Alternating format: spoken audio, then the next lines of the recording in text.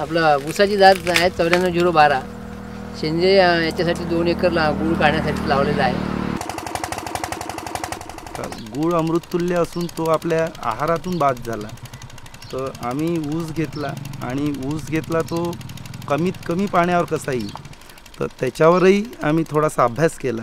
केवळ गुळाचा रंग बदलवण्यासाठी आणि ज्याला बुरशी पकडली नाही पाहिजे याच्यासाठी. तर त्याच्यामध्ये आता जवळजवळ 5-6 प्रकारचे केमिकल टाकल्या जातं आणि सुरुवातीला जे शाश्वत पद्धतीनं गूळ काढत होते ती एरंडीचं तेल टाकत होती.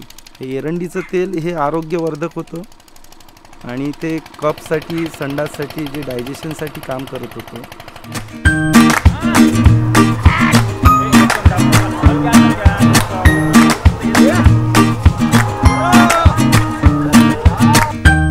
इस प्रवास के दौरान हम इस मुकाम तक पहुँचे थे कि हमें सामूहिक रूप से सेंद्रीय खेती की ओर मुड़ने के लिए प्रयत्न करने चाहिए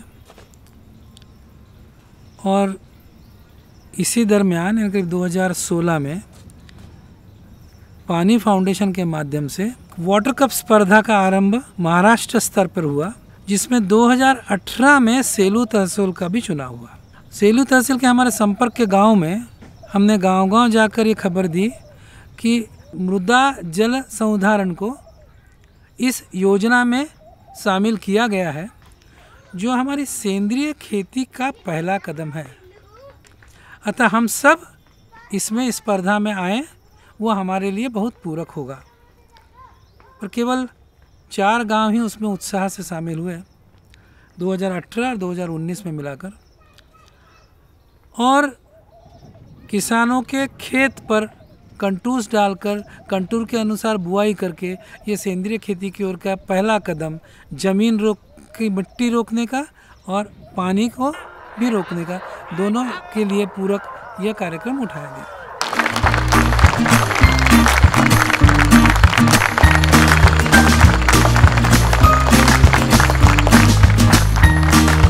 यावर्षी अशी परिस्थिती आली का ढोरांना सुद्धा पाणी प्यायला नाही आहे, म्हणून आम्ही आमची जे टीम आहे आम्ही तयार केली आणि सगळ्या गावकऱ्यांना ग्रामसभा घेऊन आणि सांगितलं की आता आपली दुष्काळ आला आहे, आता आपल्याला पाणी फाउंडेशन मध्ये भाग घ्यायचा आहे.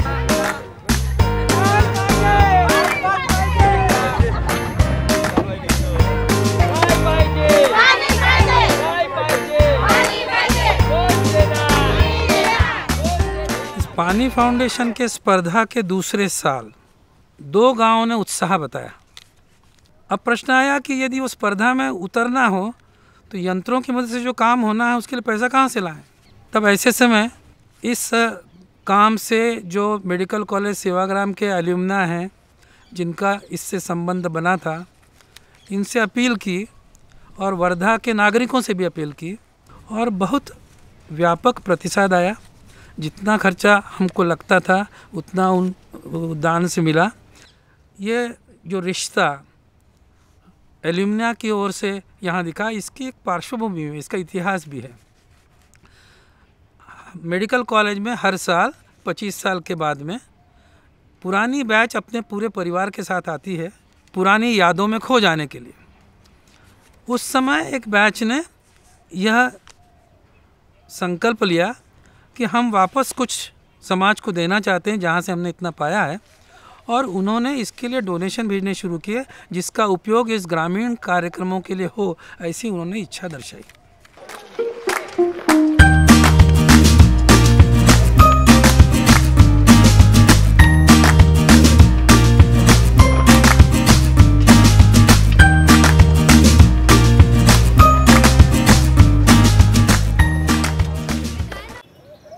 अभी तक हमने पिछले 10-12 साल में सेंद्रीय खेती की ओर मोड़ने के लिए निरंतर प्रबोधन का और निरंतर अभ्यास दौरों का आयोजन किया था. उसमें से 20 या 25 किसान संकल्पबद्ध होकर आगे बढ़े थे, पर सामूहिकता हमको नज़र नहीं आई थी. पर इस स्पर्धा के दौरान ज़रूर सामूहिकता कुछ गांव में हमें देखने को मिली. हमें महसूस हुआ कि 35-40 साल के इस गांव के संपर्क के बाद में कौन सा गांव सामूहिकता के हिसाब से चरित्रवान है, इसकी पहचान अब हो सकी है। इसलिए हमारी शक्ति उन गांवों में अब ज़्यादा लगनी चाहिए।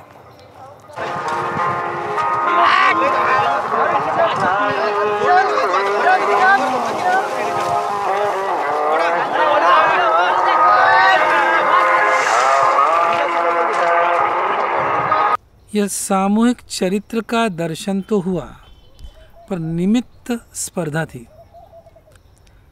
स्पर्धा के पीछे लोभ होता है, इसलिए उस लोभ से इकट्ठा आए हुए लोग इस सामूहिकता की भावना को आगे भी हम हमारा मार्ग ढूंढेंगे, इस रास्ते पे चलने के लिए जिंदा रखेंगे। क्या उनका उतना उत्साह होगा, ये शायद आने वाला समय बताएगा।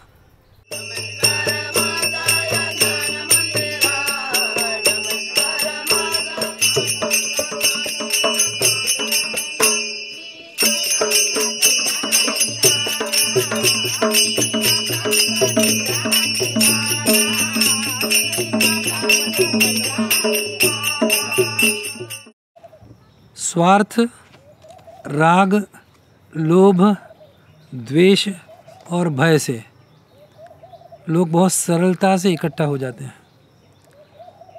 पर यह समाज नहीं कहलाता, यह भीड़ होती है। श्रद्धा से गूंथे हुए, रिश्तों से जोड़े हुए और निष्ठा से बंधे हुए जो लोग होते हैं वो समाज कहलाता है। हम इस मुकाम तक पहुंच चुके थे कि यदि हमको ऐसा नैतिक समाज का गठन करना हो तो अंतिमतः इस समाज को भक्ति मार्ग से गुजरना पड़ेगा, और इस भक्ति मार्ग को कृति की जोड़ न दें तब तक समाज परिवर्तन के आयाम नहीं खुलेंगे। तू ऐक दादा माझे भाऊ, नको फुकटचं अन्न खाऊ, आता भाजीत भाकर देऊ, नको बळीचा बकरा हो, आता भाजीत भाकर देऊ गा, नको बळीचा बकरा हो।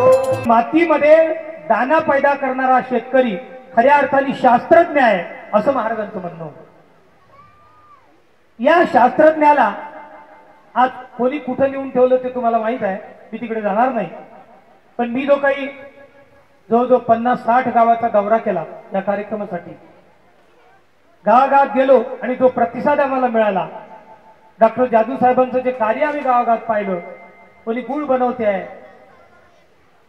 कोणी घरी बियाणं बनवते आहे, कोणी मिरची पावडर बनवते आहे, कोणी काय काय बनवते आहे, यावरून आम्हाला असं वाटलं की लोक ग्रामगीता स्टेजवरून सांगतात, या सगळ्या मंडळींना ग्रामगीता आचरणात आणलेली आहे, अर्थात त्यांनी प्रॅक्टिकल मध्ये ती उतरवली।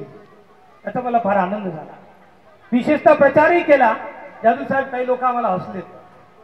मी हे गोष्ट जवळजवळ 15 स्टेजवरून मांडली। तेव्हापासून आपली जेव्हा भेट झाली तेव्हापासून 15 स्टेजवर मांडली की डॉक्टर जादू साहेबांनी असं एक भजन संमेलन घेतलं आहे की ज्याला प्रवेश फी नाही, ज्याला बक्षीस नाही, ज्याला येण्या जाण्याचा तिकीट खर्च नाही, तुम्हीच या आणि येताना 4 पायल्या गहू आणि 2 पायल्या तांदूळ आणि पायलीभर डाळ सोबत घेऊन या। तुम्हाला काही संगीतकार म्हणाले, कोणी म्हणे त्या संमेलनात, कोणी म्हणे, पण मी आज पाहिलं खऱ्या अर्थाने तुम्हाला भजनं कळली आहे। म्हणणारे लोक म्हणतच राहिलेत, पण तुम्ही खऱ्या अर्थाने राष्ट्रसंतांच्या भजनाला जगले आहात, जागले आहात असा त्याचा अर्थ आहे। पुढारी पहासे तुम्हा आम्हाला लावले खिसे, पांडे गावातल्या गावात हिसे, त्याने आपलेच भरले खिसे। नको बळीचा बकरा हो, नको बळीचा बकरा हो, नको बळीचा बकरा हो, नको बळीचा बकरा हो। लक्षण आली का दारू गावात आली समजा, जन लोकांना बाजूनी नशा, केली गावाची दुर्दशा, जन लोकांना पाहून निशा, केली गावाची दुर्दशा। ऐक दादा माझ्या खुशा, नको बळीचा बकरा हो, अरे भाजीचा भाकर देऊ गा, नको बळीचा बकरा। शेतकऱ्यांच्या त्यांच्या म्हणजे शेतकऱ्यांच्या सुखाचे मुख्य साधन सर्वतोपरी स्वावलंबन। शेतकऱ्यांनी, आपण सगळे शेतकरी आहोत, इथे क्वचितच कोणी नोकरपेशा असेल त्यामुळे या ओळी आपण अतिशय काळजीपूर्वक समजून घेणं गरजेचं आहे. पूर्वी महाराज जेव्हा जिवंत होते, 68 साली महाराज गेले, मी चुकत नसेल तर, आणि ते कॅन्सरने गेले. ह्या गोष्टी आजच्या तरुणांना आपल्याला सांगणं फार गरजेचं आहे. 68 साली जेमतेम हरित क्रांतीला सुरुवात झालेली होती. ग्रामगीता लिहिली तेव्हा रासायनिक खतं, कीटकनाशकं, बी बियाण्यांचं परावलंबन ह्या गोष्टी अस्तित्वातच नव्हत्या. आज महाराज असते तर यांनी हा अध्याय अगदी वेगळ्या प्रकारे रचला असता. आपल्याला ह्याबद्दल गांभीर्याने सगळ्यांना विचार करायची वेळ आलेली आहे. या सर्व सबलीकरणाच्या प्रोसेसमध्ये जितकं तुम्ही स्वावलंबी असाल, अर्थ स्वावलंबन प्रमुख आहे, वस्त्र स्वावलंबन नंतर, अन्न स्वावलंबन अजून त्याच्यापेक्षा प्रमुख आहे, आत्मस्वावलंबन वरची पाहिजे. मृत्यूची भयमुक्ती हे आत्मस्वावलंबनचं उदाहरण आहे आणि त्याची साधना या माणसाने केली. त्याने झालेला कॅन्सर कसा सोसला ते बघा. मृत्यूला माणूस स्वीकारायची जेव्हा मानसिकता बनवतो की मी आता माझं कर्तव्य संपलं, मी शरीर सोडलं पाहिजे, ही मानसिकता बनवतो, तेव्हा ती भयमुक्ती जीवनामध्ये येते. विधाता मृत्यू होसी हजारों हजारों हजारों लोग रोते हैं, सफल हो जिंदगी सच की कीर्ति घर घर में गाते हो. विधाता मृत्यु हो ऐसी, विधाता मृत्यु हो ऐसी, हजारों लोग रोते हैं, सफल हो जिंदगी सच की कीर्ति घर घर में गाते हो. किया हो काम गरीबों का, दुआ सबसे बड़ी उनकी,